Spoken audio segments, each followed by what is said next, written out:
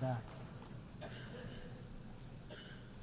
My fellow leaders, today is the fourth time I've had the great honor of speaking to this assembly as President of the United States. It'll be my last.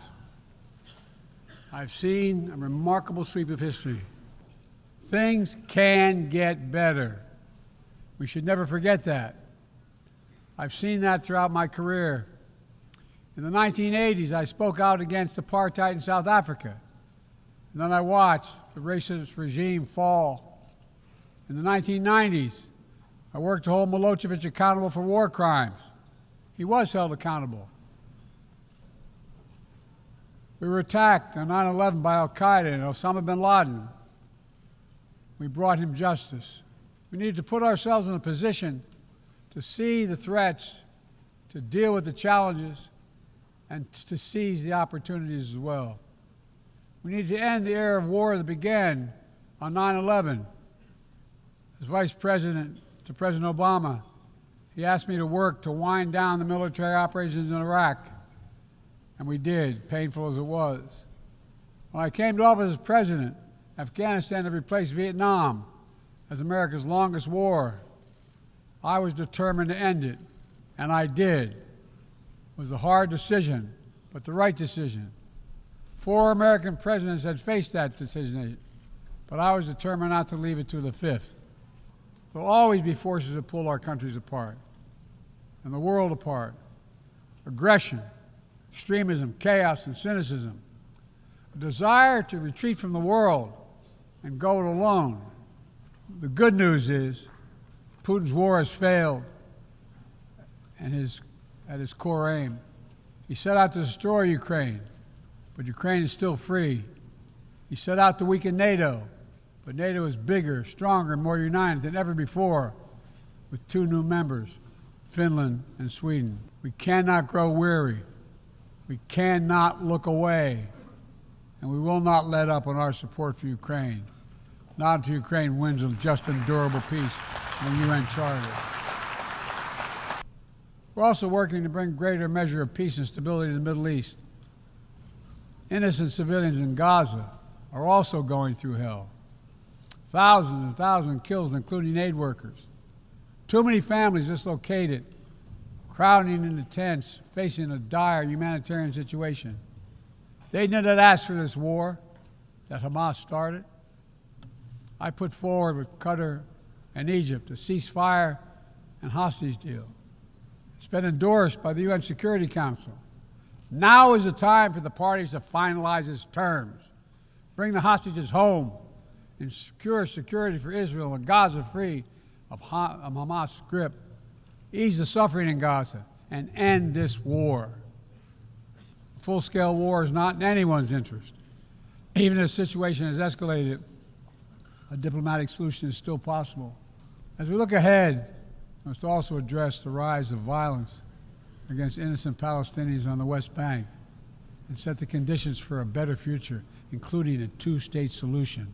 Progress toward peace will put us in a stronger position to deal with the ongoing threat posed by Iran.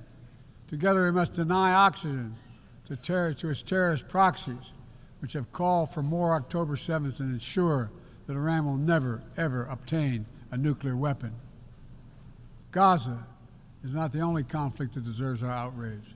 In Sudan, a bloody civil war unleashed one of the world's worst humanitarian crises. 8 million on the brink of famine. Hundreds of thousands already there. Atrocities in Darfur and elsewhere. The United States has led the world in providing humanitarian aid to Sudan. And with our partners, we've led diplomatic talks to try to silence the guns and avert a wider famine. I want to get things done together. In order to do that, we must build a stronger, more effective, and more inclusive United Nations. The UN needs to adapt and bring new voices and new perspectives. That's why we support reforming and expanding the membership of the UN Security Council.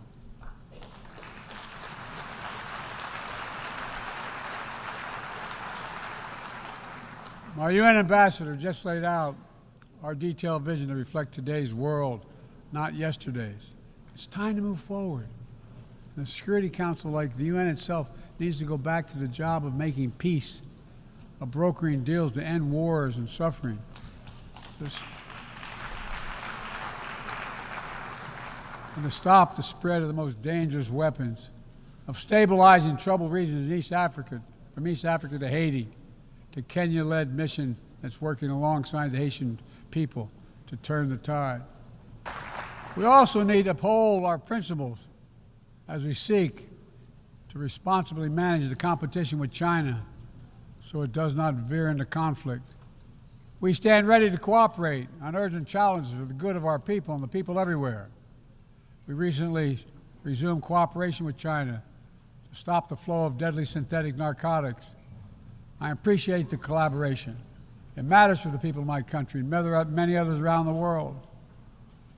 On matters of conviction, the United States is unabashed, pushing back against unfair economic competition, against military coercion of other nations in the South China Sea, and maintaining peace and stability across the Taiwan Straits, and protecting our most advanced technologies so they cannot be used against us or any of our partners. At the same time, we're going to continue to strengthen our network of alliances and partnerships across the Indo-Pacific. These partnerships are not against any nation. They're building blocks for a free, open, secure, and peaceful Indo-Pacific. We also have a responsibility to prepare our citizens for the future.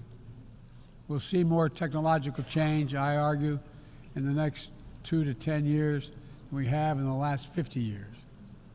Artificial intelligence is going to change our ways of life, our ways of work, and our ways of war. It could usher in scientific progress at a pace never seen before, and much of it could make our lives better. This summer, I faced a decision whether to seek a second term as president. It was a difficult decision. Being president has been the honor of my life. There's so much more I want to get done. As much as I love the job, I love my country more. I decided after 50 years of public service, it's time for a new generation of leadership to take my nation forward. My fellow leaders, let us never forget, some things are more important than staying in power. It's your people.